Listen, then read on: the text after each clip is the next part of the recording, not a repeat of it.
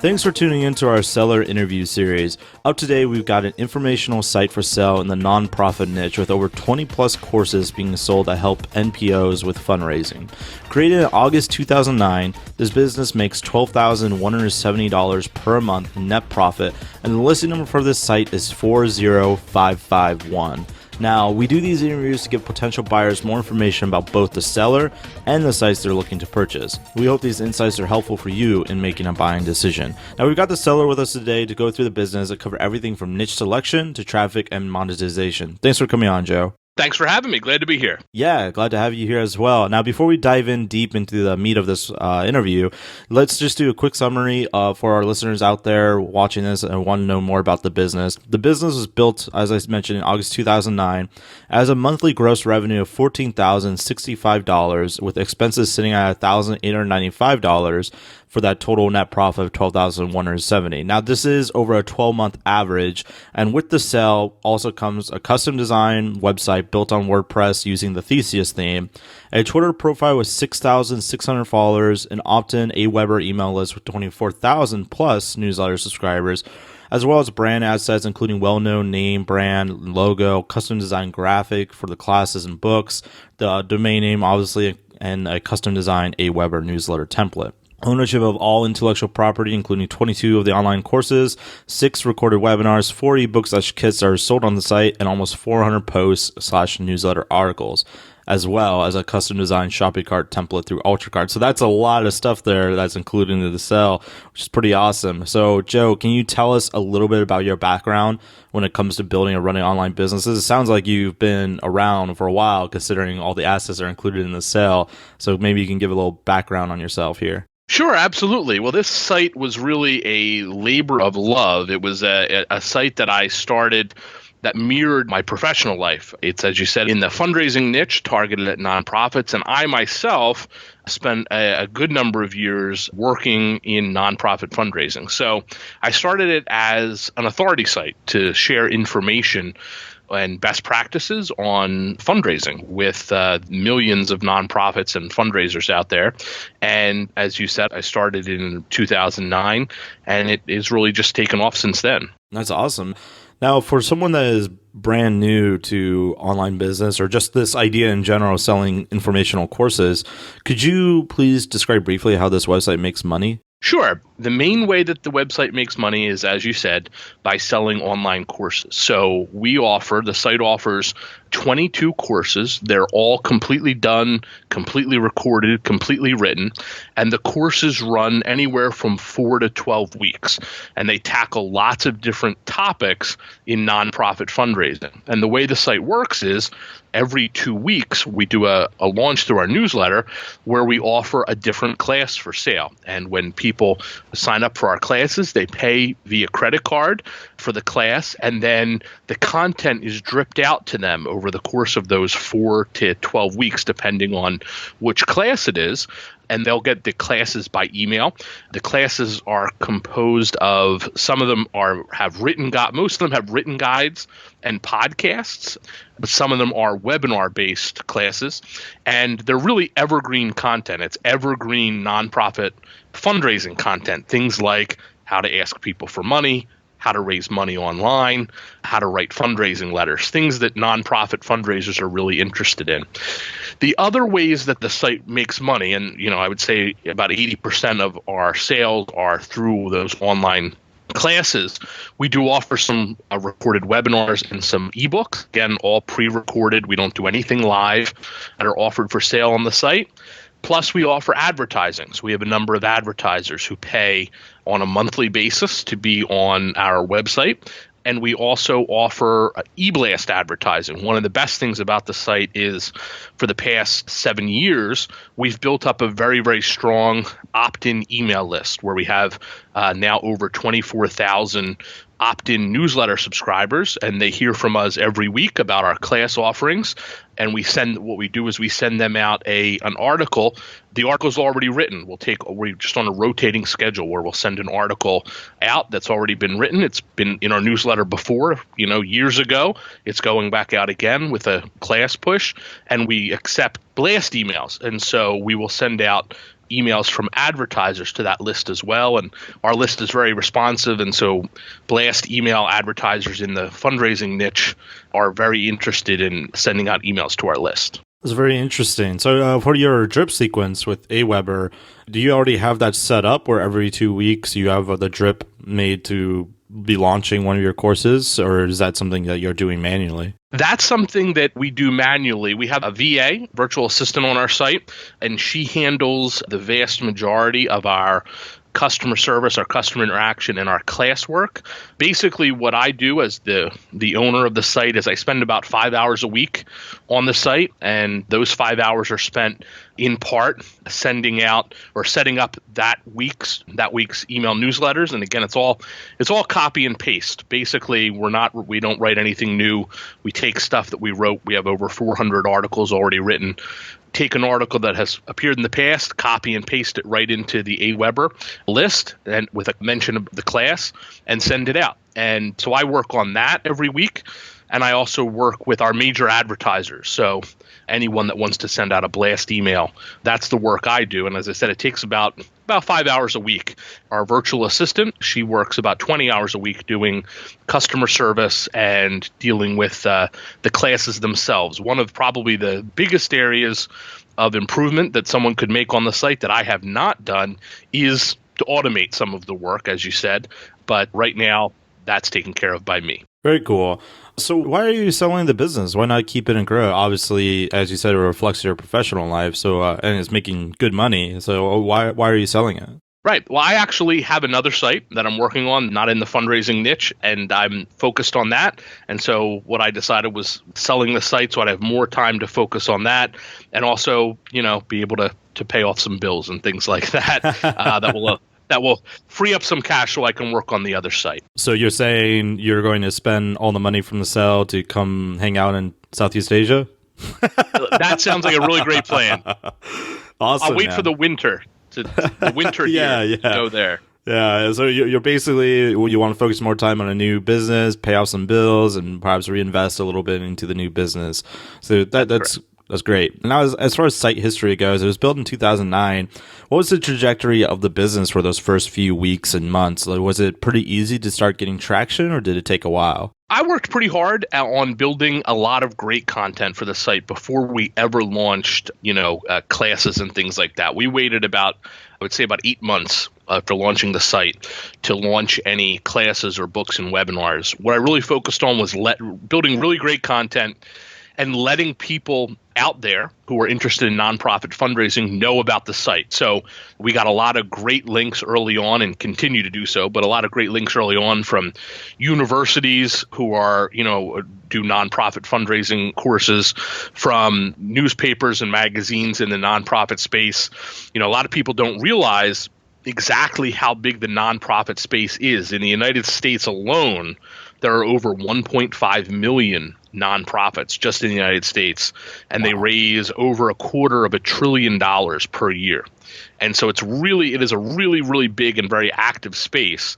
And so we got a lot of great notice and a lot of great links in. And the site has really become a well-respected site in the space. It's linked to a lot, it's quoted a lot. The site itself has received a lot of notice. So it's a well-known brand name, it's a well-known site, and did a lot of work early on to make sure that was the case. From an SEO's perspective, what a great niche to be in, to get those incredibly high authority links from the .edus and perhaps even .govs, and just from very well respected institutions and, like you said, news sites and all that good stuff. So that's pretty awesome. Is there anything you learned from this business that you'll apply to your future sites or businesses, perhaps the one you're working on right now? Yeah, absolutely. I mean, one of the things that I learned was just the power of really phenomenal content. There are a lot of nonprofit fundraising sites out there. Some of them have great content. Some of them have pretty generic content. And I think one of the reasons our site shines and that we were able to get those links and continue to get links is just because of the the power of the great content we have on there.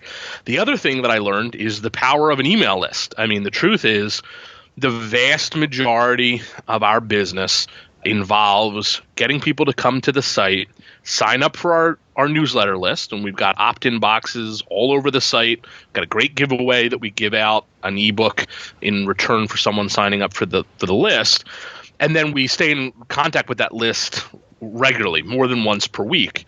And that has been the basis of the majority of our sales is that funnel. Come for the great content, sign up for the email list, get our emails and get our class launch emails, and then sign up for our classes. And when I take the time to look through the sales receipts, our credit card sales receipts, you can see a lot of repeat customers who they are nonprofit fundraisers who take our classes, and they take our classes over and over again. And in fact, one of the things we started offering on the site 2 years ago was a package where someone could pay once per year and get every single class that we offer over the course of the year. And I did that as an experiment. I didn't think there was gonna be as much response as there was. It makes that month our biggest month of the year. I mean, it really is. It's a very popular option because, it's great content. And so people come back over and over again for it. That's awesome, man. What have you tried that didn't work? Anything that just failed flat on its face? The truth is, I only dabbled in advertising. I did early on try a little of that advertising, and between me and you and everyone who's listening, it's not my strong suit. I don't know enough about it. And so I quickly ended that experiment and realized for what I was doing, for my purposes, I didn't need it. I mean, I'm sure it would help, and if that's something somebody wanted to do. Just to clarify, by advertising, do you mean you were paying for advertising, or are you talking about people? I'm sorry. Yeah, people paying us to advertise. Okay, it's something we do, and that has worked out very well. Yeah, I mean, me as a business owner paying to advertise the site. Gotcha. Yeah. And it's just not something I was doing very well because I didn't know much about it, and so I realized we really didn't, because of the content and because of the huge amount of traffic being sent to us through organic search and things like that, stopped doing that. The other thing, honestly, that I think wasn't something I tried and didn't work, but it's something that's nagged at me that I haven't done, is launch an affiliate program for the site. There are dozens, hundreds of nonprofit fundraising bloggers and writers out there who work all day as a development director and also write pretty well-respected blogs and websites on the side, and who, they don't really monetize their site at all, or they have AdSense on it or whatever, but who really, I think, would be a great target for affiliate marketing offers, who would gladly sell, because our site is a well-known site, well-respected site, would gladly offer our classes on an affiliate split. And it's something that's always been on my to-do list, and something that I, have not gotten around to, but something I wish I had. Yeah, that's a great idea. I've heard from many people that have started affiliate programs. Obviously, every one of them is different, but they mentioned that that's like one of their best ways to get traffic is just let other people give them the traffic, right? So yeah, that's pretty cool.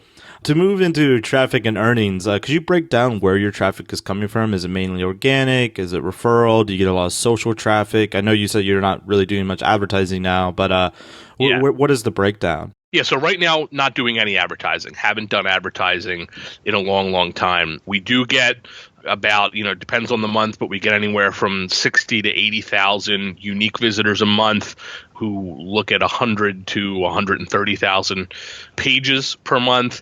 The vast majority of it comes from organic, comes from search. We also get a decent amount of traffic from social. We are, as you said at the top of the show, active on Twitter, have a pretty active Twitter profile, and that comes with the site as well. So we get, some traffic from Twitter. We do get traffic from Facebook, LinkedIn, Pinterest, things like that. Nonprofit people actually love Pinterest. Oh, really? We actually don't have a page on Pinterest, but we get a lot of traffic from it. But most of it's organic, then social, then referrals. And like I said, we do have a lot of links out there, lot of links. So if you look at nonprofit fundraising, stuff, newspapers, magazines, things like that, a lot of them link to us, and so we do get traffic from that as well. It's interesting that Pinterest is such a big place for, fundraisers. I would assume Twitter would be pretty big since there's a lot of B2B kind of, industry, right? But why do you think Pinterest is so big? Just out of curiosity. Yeah, I don't know. It's personal. It's not necessarily nonprofit pages, because if you're a nonprofit, you're obviously not going to be sending people who are coming to read about your nonprofit on social media to some fundraising information, because that's kind of how the sausage is made, right? But it's nonprofit people, like in their personal accounts, who Interesting. will, pin to us a lot. And same thing on, Facebook and Twitter. Again, it's a weird mix. It's not really B2B, because it's not the nonprofit itself linking to us. It's the person who works at the nonprofit.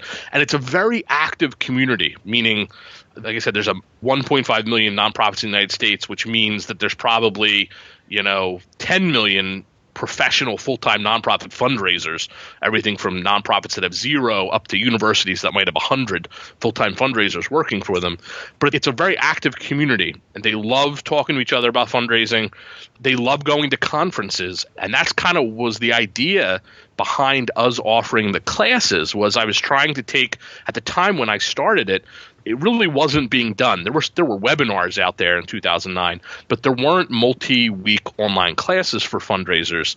And basically what I was trying to do was take the fact that nonprofit fundraisers love going to conferences to talk about fundraising, and take that kind of online and turn it into this multi-module class that they could take from home or from their office. But it's just something about fundraisers. They love to share tactics and state of the art, what's the latest kind of technique. I could see that being a very hungry niche. So I understand why people are so active because, right? I mean, most people working for a nonprofit are probably fairly passionate about what they're doing, right? Because most nonprofits are there for a larger goal, usually of some kind. Yeah, absolutely. And it's a little bit like, it's not an exact parallel, but it's a little bit like selling to salespeople. When you sell to salespeople, they need information to make their sales quota. While fundraisers, they kind of have a sales quota too. It's for a different purpose.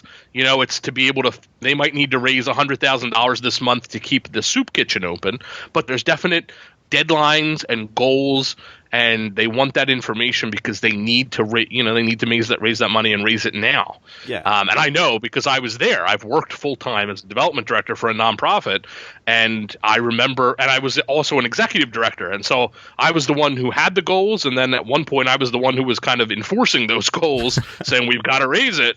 And it's a kind of similar to, it's a little bit like selling to salespeople.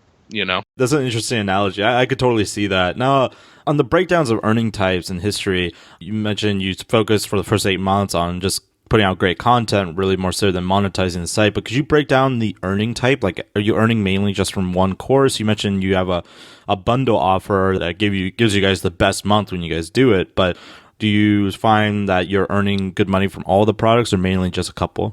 Yeah, no, that is something I have really tested on this site. We have right now, we offer 22 courses, as I said, on a rotating basis. Like, we'll go down the line and we'll offer each one for a 2-week period and then move on to the next one.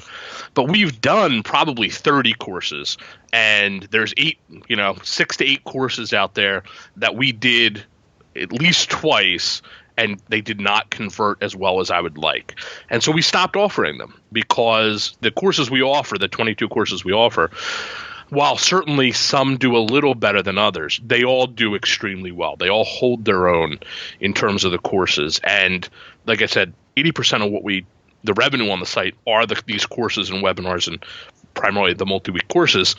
And so of those are 22 that do really well. And the yearly pass to take, that allows you to take any classes you want over the course of the year, that does really well as well. But it didn't take away from the courses, which was one of the things I tested, and we've offered that now for 2 years in a row. And I was worried that it would take away from the other courses. It really hasn't. It's what it seems to be is that people will take a number of 2, 3, 4 of our courses, and then at the end of the year decide they want access to all of them the coming year. But we still have new people coming in to take those 2, 3, or 4 courses over the course of the year. So yeah, we've tested, and the courses that we offer on our rotation are pretty solid courses, and they all do enough to keep them in the rotation. When you're coming up with a new course idea, you said you had 8 that you tested that didn't work out too well, so you stopped offering them. Is there a way you test that course offering before you make the course, or did you make the course full bore and just hope that it would sell? Is there a way you tested that? Yeah, we've used surveys of our readership. So with 24,000, newsletter subscribers, when we send out a survey, and I've done this a couple of times over the 7 years I've had the site, I'll send out a survey, just a Survey Monkey kind of survey, Right. and ask people what they're interested in. And, usually what they say they're interested in, they really are, meaning most of our courses grew out of them saying that. One or two times, to be honest with you, we've had those 8 courses that I've created that we don't use anymore are courses that seemed like they had support. Now, they weren't the top choice because we obviously already have 22 courses. So, for instance, how to make a good fundraising ask is something that was is way up the top. How to raise money online, again, way up the top. Then we get down to it and people seem a little more interested than it turned out that they were. So those are courses that we actually did. And the way I did a lot of the courses was to start small, meaning they started out as 4 or 5 week courses. And then if they did well the next time we offered them, I added to make them an 8 or 9 week course. But those were courses we did and just ended up creating and then they sold, but they didn't sell as well as these other courses. So if you have over 20 courses that sell really well, there's no point keeping there's no point keeping one other course in the mix that's not going to do well because you got 20. Why bring the average down? So how stable are the earnings? It sounds like you guys do launches. I'm assuming the products are always open for someone to purchase, though, but it sounds like you guys are also launching to your email list every 2 weeks. So would you say the earnings are fairly stable, or does it fluctuate? Yeah, so the classes are not always available. Okay, cool. We have 6 webinars and 4 books that are always available on our site. But the courses are only available during the launch period. And the way our launch period works, and this is, again, something we tested and it's worked very well, is that it's always a 2-week launch period, and we're always launching. And so that sounds like it would be a lot of stress, like to always be launching. But because everything's already written and it's just copy and paste, it really isn't. I mean, it's just the pattern we're in. And the 2 weeks look like this. The first week is an early bird week where we sell for a lower price. And the second week is a regular price week where we sell for the regular price. Then on Friday, class is closed. The next Monday, the next class is open. And so it's kind of on a 2-week basis, and that's the only time you can participate. You can register for the class. The earnings are pretty consistent. As I mentioned, our biggest 2 months are December and January.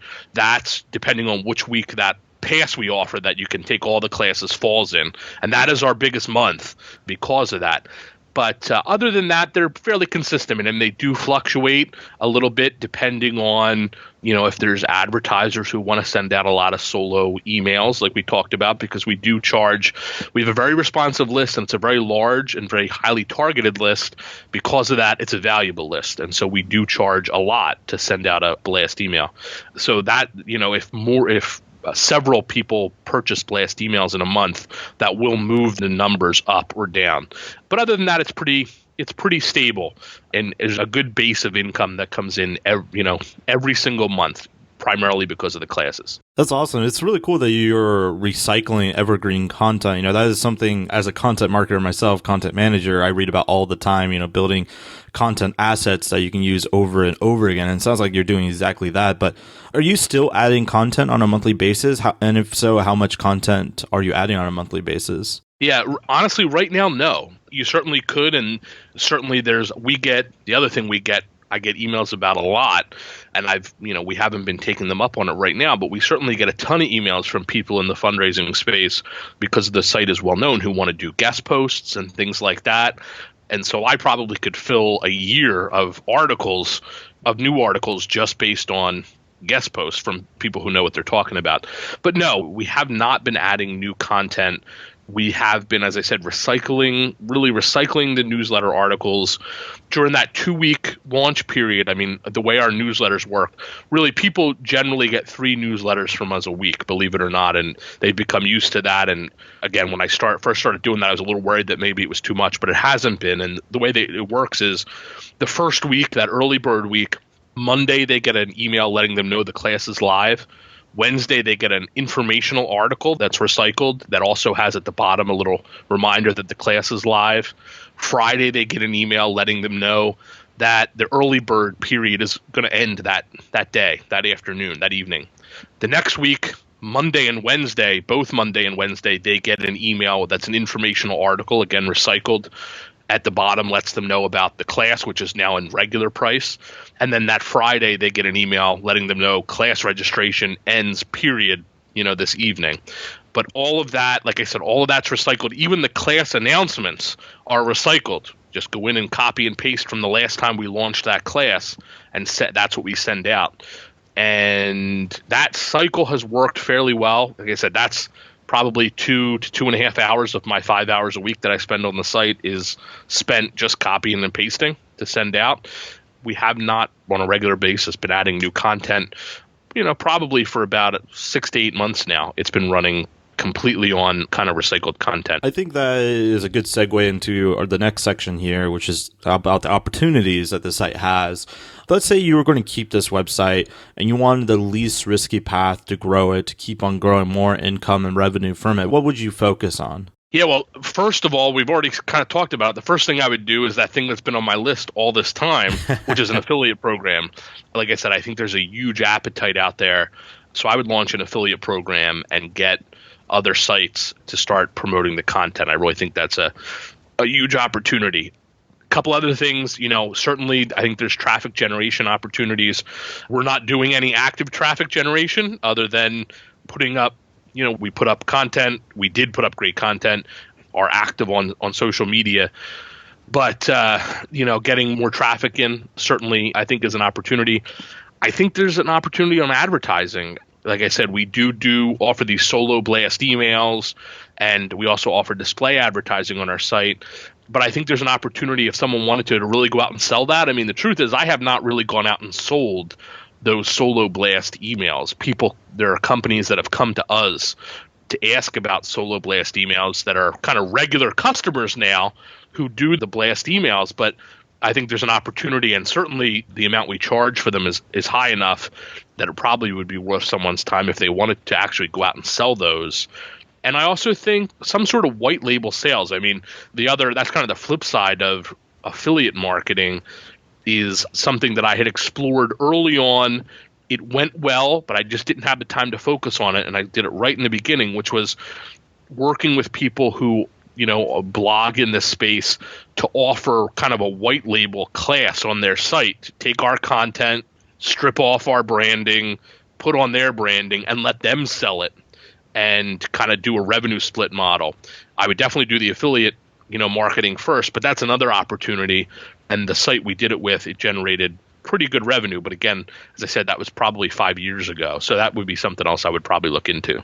Very interesting. By the way, before I forget about your emails, sending out 3 emails a week, I wanted to say, that actually reminds me of a marketer I know. He sends out 2 emails every day. He mentions, he says the same thing, I thought it would be too much email, but actually what it tends to do is qualify the funnel. So the people are really annoyed, they'll opt out, right? But make the people remain incredibly hyper attentive to what you're saying. So I thought that was kind of interesting. Yeah, just quickly, if for some reason we miss an email in that 3 emails a week, I get emails about it. People say it must have went to spam. I didn't say, can you send me your newsletter for today? So that's pretty awesome. What would you do if you were incredibly risky and wanted to grow the site quickly? So kind of the flip side of the last question, just throwing caution to the wind and wanting to grow as fast as possible. If I wanted to grow as fast as possible, I would ramp traffic. I mean, if I was better at it, I'd probably advertise. And I say that because it converts. The funnel that we have in place converts. People come to the site, they want to sign up for the email newsletter, and then that email newsletter converts. So if I could get more traffic, and that would mean more newsletter subscribers, and that would mean more customers. So that's something I would do. And I would look at, I would definitely look at advertising.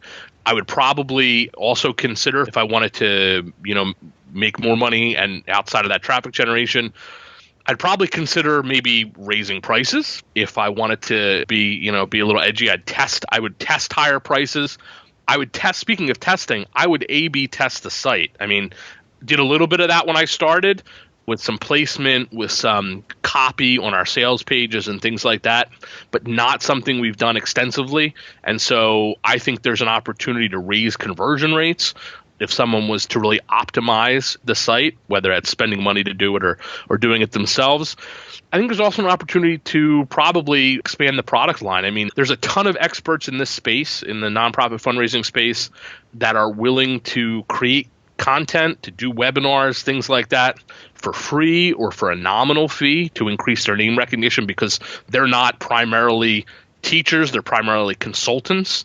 And so I think there's opportunities to do things like bring them in to create more content for you, and then probably turn right around and turn them into affiliates for their own product that they've created for you to go out there and push it. So I think there's opportunities like that as well. Yeah, that sounds awesome. In terms of risk, so we mentioned, going from least risky to most risky, but what are the actual risks to this business? What do you think the biggest risk for a buyer looking at buying this site should be aware of? Yeah, so, I think there's definitely a little bit of risk with the fundraising, some of the classes with the fundraising tactics. As I said, they're all, in my mind, evergreen classes.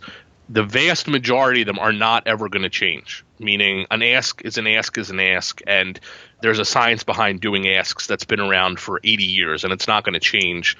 A fundraising letter is a fundraising letter, and the way great fundraising letters are written is a science that was developed, in the 20s and 30s and 40s and still goes strong today. There's a couple of classes out there that we offer, and the two that really come to mind are social media for nonprofits we offer. That's a class we offer. And crowdfunding for nonprofits is another class we offer. Those are classes that, you'd want to keep an eye on. You'd want to make sure on a yearly or whatever basis that you're focused on the right things, that, your social media for nonprofits class isn't talking about how to build a great MySpace page, that, right, that crowdfunding regulations don't change in the way that they affect nonprofits. And so that's not daily work that you need to put in, but that's a risk that those things definitely could change. And certainly, I guess it's always a risk that something will happen with your organic traffic. I mean, obviously, the vast majority of our organic traffic comes from Google. The good news is nothing shady was done to build the site. So I think it's a low risk. It's all, like I said, all great content. We didn't use any linking like networks or strategies like that to build the site's profile for Google. So I think it's a low risk. But yeah, considering your site's been around for 7 years and still ranking strong, I mean, I think that's a pretty minimal risk as well. Yeah, and it does rank, for lots of nonprofit fundraising tactics.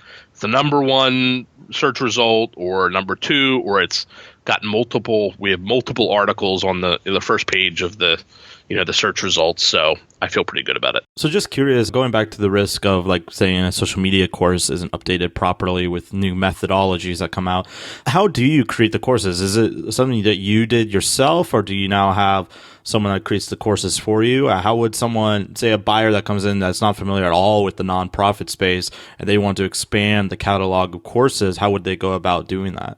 So the majority of the courses I created myself, and they are a combination of PDF class guides. And so the new purchase, the site buyer will get the PDF and also the Word docs that they are built off of, so to make it easy to edit. And then MP3 podcasts, where it's a seminar, a 10 or 15 minute podcast. Some of the classes are webinars, webinar videos. And then a couple of the classes, we did have other experts come in, and the other experts, recorded webinars for us that we now offer. And we don't have to, it's all done. We don't have to pay them residuals or anything like that. If someone came into this business without, I actually think it's a very, very easy business to step into. Maybe I'm biased, but to step into without knowledge of the nonprofit space, because A, all of this stuff is already done for you, but B, like I said, it's a very, very hungry market.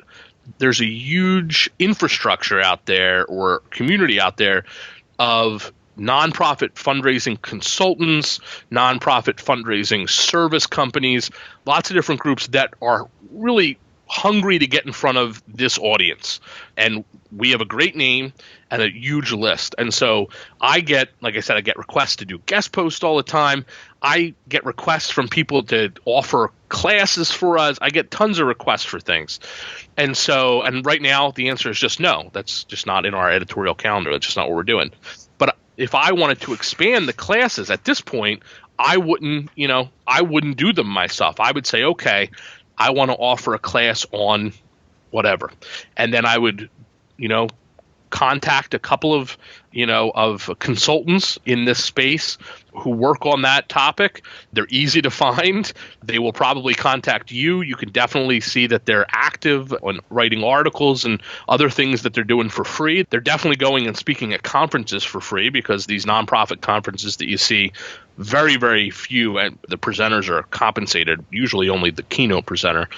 And so I would approach them and say, I want to do this new class, and I would love for you to do a module. Now, I, in the past, I've always insisted on paying a nominal amount. I usually pay $150 to somebody to come in and do a 60 or 90-minute presentation. But I do know that most others aren't doing that. People, they'll promise to, include a link back to them and things like that. I always pay a little bit because I want more control. I want to be able to say, you've got to show up, via Skype for a recording at this time and know that they're going to be there. But I would have other experts come in, offer the classes, and serve the platform. I mean, I think this site really, again, if you're saying what's kind of a little bit riskier but way bigger picture thinking for what this site is positioned for, it's already one of the most well-known, well-respected authority sites in its space.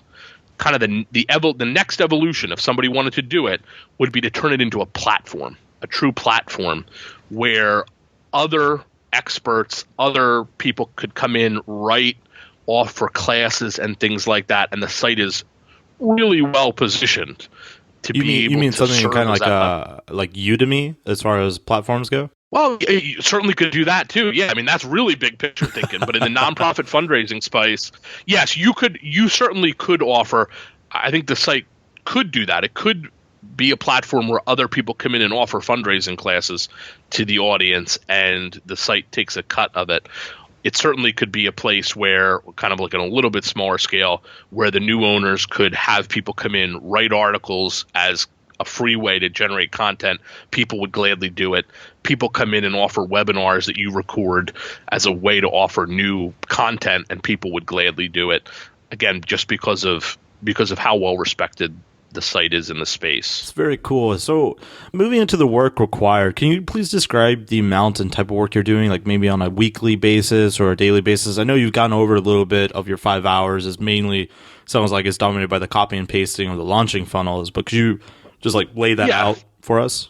Yeah, so I spend right now on this site about 5 hours a week, and that 5 hours is every week on Monday. I go on, I do the copy and paste posting of those 3 newsletters and class notes a week, and that takes less than 2 hours to do, copying and pasting it and put it into Aweber and things like that.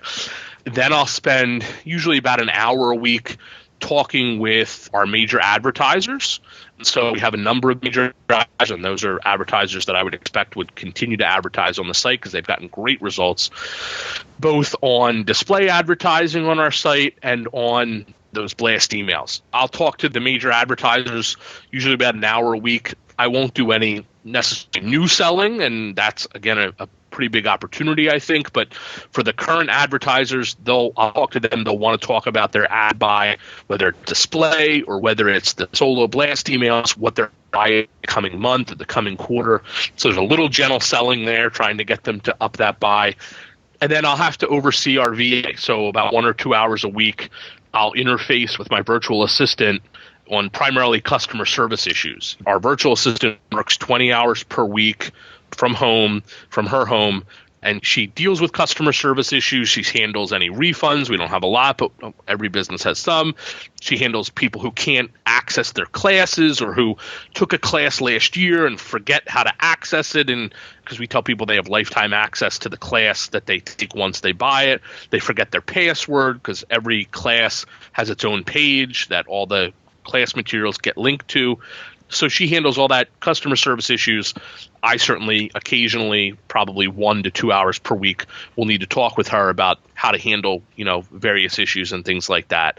And she is, I know, would be interested to stay on if the new owners were interested. Cool. And what skills or requirements are there for someone not familiar with this niche but wanting to buy this site? What would you suggest for them to have? Yeah, I think just a very basic being comfortable with kind of the back end. When I started, I knew nothing. The site runs on, as you mentioned at the top of the show, on WordPress back end. And so, obviously anyone who's used WordPress, it's not complicated, but it does require a little familiarity to get used to it. So, being comfortable with WordPress is a help. Aweber is what we use for our email newsletter. It is, again, simple, but like MailChimp or any other email list program, takes a little bit of time to get used to. And the primary social media that we use is Twitter. Again, fairly easy to use, but, some familiarity there. And that's really it. I mean, in terms of any design work that we've done, like each of the classes has its own graphic that was professionally designed. That's all done. And certainly we've used an outside designer for those, certainly can introduce the new owners to that designer who is very economical and very good and understands our business model. But that all comes with the site. So there's really no need, something that I don't do very, it's not in my wheelhouse and not something the new owners would need to know. But so really the back end is WordPress, Aweber, and Twitter. Excellent. And to wrap this up a little bit, would you be willing to sign a non-compete saying, hey, thank you for buying my site. I'm not going to go and create another site on selling information to fundraisers next week. Would that be something you'd be willing to do? Absolutely. Absolutely. Yeah. I don't have any plans to be out there doing fundraising, webinars, classes, stuff like that. So would be more than happy to sign a non-compete. And how much support are you willing to offer a buyer? Yeah, so I think I said as part of our listing, this has been a really great business for me, and I really want the new owner to be as successful with it as possible. So I'd be happy to provide, the support and coaching that the new owner needs. I'd be happy to provide 6 months of support. So we could do phone calls, video conferencing, email support. I want to walk the new owner through the entire business, be available to answer questions, introduce the new owner to the VA if they're interested. She's been with us for 2.5 years. Introduce the new owner to our advertisers, and really just make sure it's a smooth transition. And obviously the best case scenario here for you, for Empire Flippers, is for someone to come here and buy your business at full list price. But say someone came and they offered 70% up front, 30% on closing, or some kind of other earn-out deal structure. Would that be something you would be at all open to? Yeah, I certainly would be happy to hear offers and would certainly be open to working with the new owner on, a little bit of creative financing to make sure that the right person, gets their hands on this business. Because like I said, it really is a great business. Awesome. Before I ask the final question, I just want to do a quick wrap up of the summary for our listeners out there. So this business was built in August 2009, has a monthly revenue of $14,065 with expenses sitting at $1,895 for a total net profit of $12,170. Now that is over a 12-month average, and included in the sale is a bunch of awesome stuff that comes with it, such as the custom design website that is built using the Thesis WordPress theme, a Twitter profile with 6,600 followers, the opt-in email list with 24,000 plus newsletter subscribers, as well as brand assets, including well-known name brand and logo, custom design graphics for the classes and books, domain name, and of course the custom design Aweber newsletter template. Ownership of all the intellectual property, including the 22 online courses, 6 recorded webinars, 4 ebooks and kits are sold on the site, obviously goes to the new owner, as well as the 400 post/newsletter articles and the custom design shopping cart template through UltraCart. So Joe, tell me, what is your best pitch in 30 seconds or less on why someone should purchase this business? Sure. Well, like I said, this is a really great business. This is one of the best known brands, best known websites in its niche. It's a true authority site that was built the right way by someone who was very, very deeply involved in the niche, who reached out to build really, really strong name recognition for the site.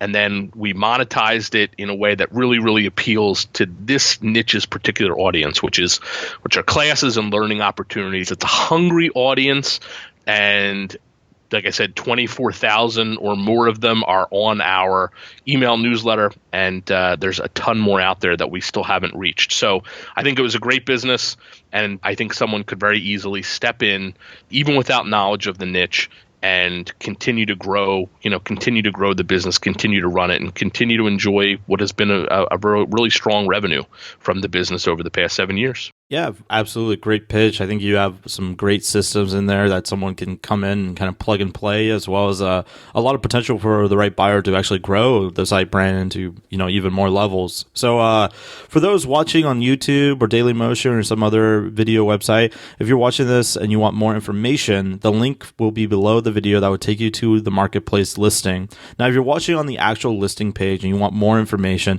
you can become a depositor today. It's super easy. All you have to do is click the button, make a deposit, and we'll send you all the information from there.